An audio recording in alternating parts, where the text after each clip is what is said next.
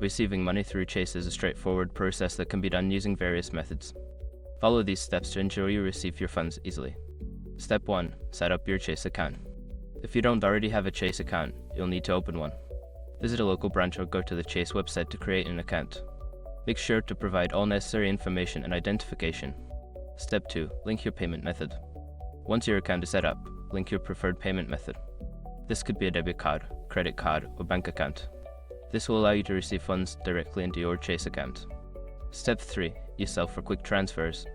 Chase offers Zelle, a fast way to send and receive money. If the sender is also using Zelle, they can send money directly to your email or phone number linked to your Chase account. Step 4. Provide your account details.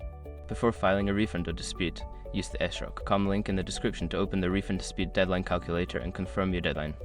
Step 5. Confirm receipt of funds. After the sender has completed the transfer, check your Chase account to confirm that the money has been received. You can do this through the Chase mobile app or website.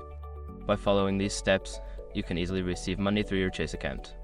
If you have any issues, don't hesitate to contact Chase customer service for assistance.